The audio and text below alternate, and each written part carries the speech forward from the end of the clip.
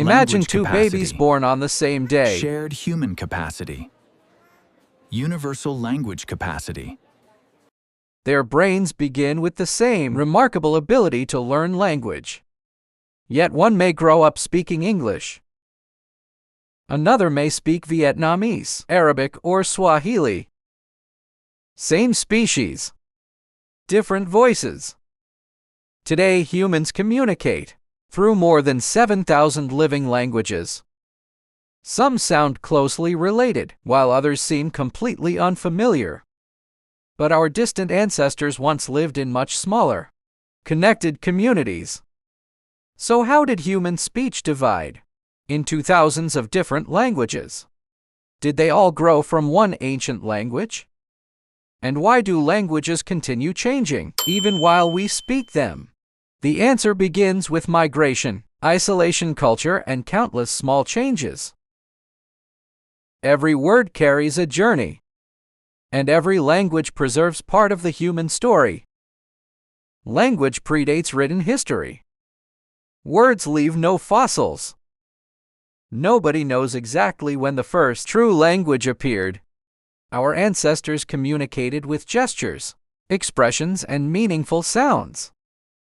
Over time, communication probably became richer and more flexible. Human brains became skilled at recognizing patterns in sound. Our vocal anatomy also allowed precise control over many different sounds. But anatomy alone was not enough. Language depended on cooperation, attention memory, and social learning. It allowed people to warn others about dangers they could not see. They could describe distant places, organize hunts, and share useful knowledge. They could also tell stories about the past and imagine tomorrow. Language connected minds. That connection gave human communities an extraordinary survival advantage. Children played a crucial role in keeping each language alive. Every generation learned speech from the people living around them. Yet children never reproduced every sound and expression with perfect accuracy. Tiny differences entered everyday speech. Most changes were probably too small for anyone to notice. But small changes become enormous when they accumulate across many generations. Early human populations did not remain together in one place forever. Families moved. Groups followed animals, searched for water, and discovered new landscapes. Some crossed grasslands, while others traveled along rivers and coastlines. Eventually, communities became separated by vast distances and difficult terrain. Mountains could divide neighboring populations for hundreds of years. Oceans created even greater barriers. Deserts, forests, and frozen regions could also restrict regular contact. Without frequent conversation, communities no longer corrected one another's differences. Each group developed its own habits of pronunciation and expression. A familiar word might slowly acquire a new sound. Another word might disappear completely. New tools, animals, and environments required entirely new names. Grammar changed too. Speakers shortened common phrases and rearranged familiar sentence patterns. Meanings also shifted as people used old words in new situations. At first, separated groups could probably still understand each other. Their speech might have sounded like different regional accents. After centuries, those accents became increasingly difficult to follow. Given enough time, mutual understanding could disappear almost entirely. One language had become two.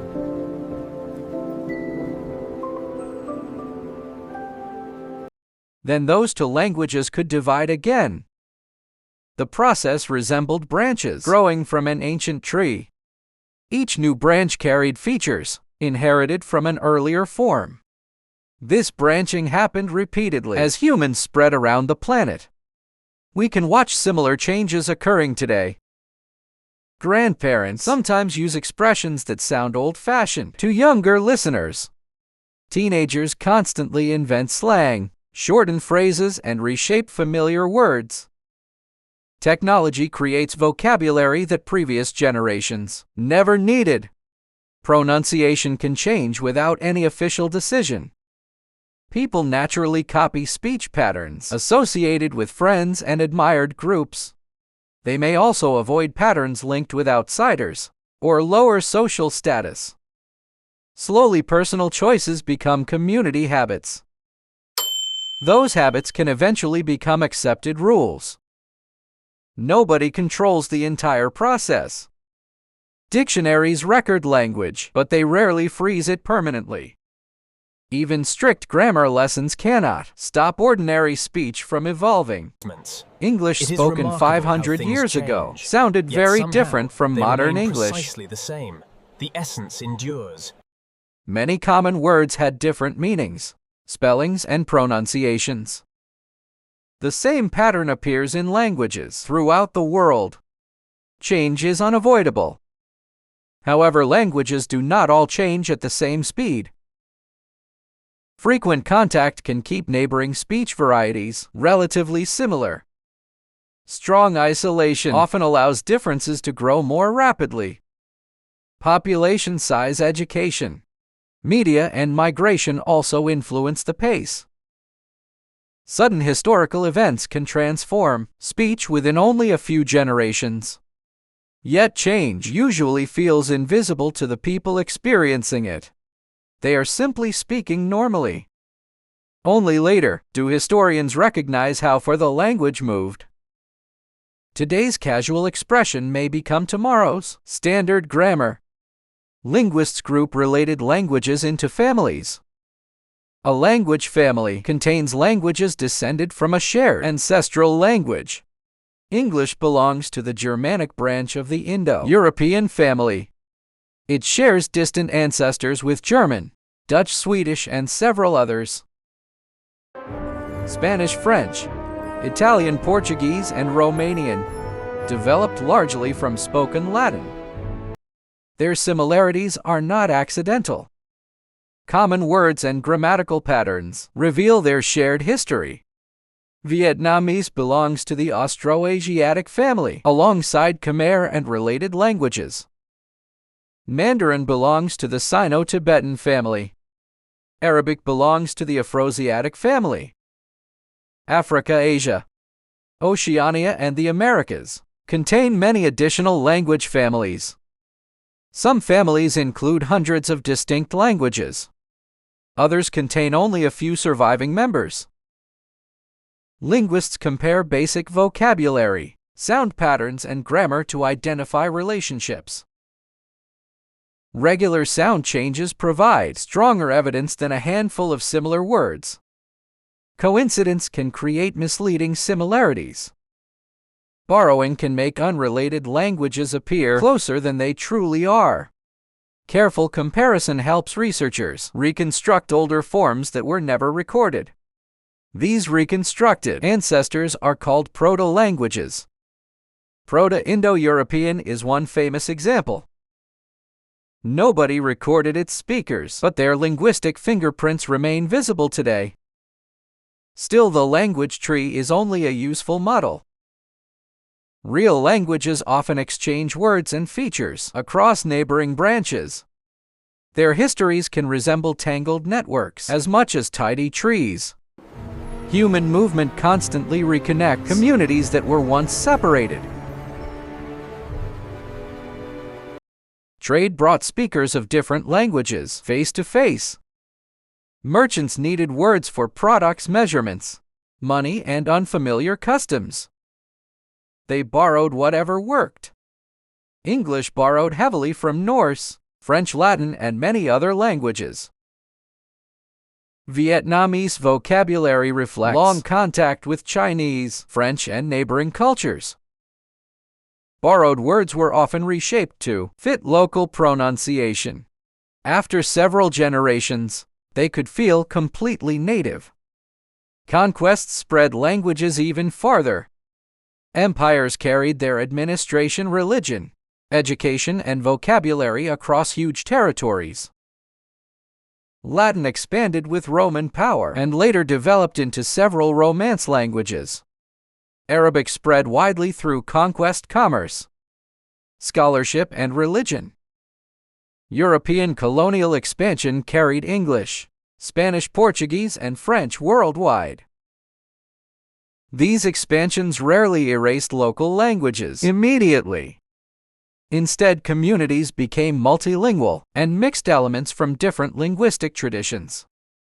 Sometimes, a simplified contact system developed between groups lacking a common language. This system could become known as a pidgin. Look! When children learned and expanded as their first language, a creole could emerge. Blocks and horse. Together! Yes! Creoles are complete languages with consistent grammar and expressive power. They are not broken versions of another language. Contact can also create entirely new accents and dialects. Cities often become linguistic laboratories because diverse populations meet there daily. New pronunciations spread through friendships, workplaces, schools, and popular entertainment.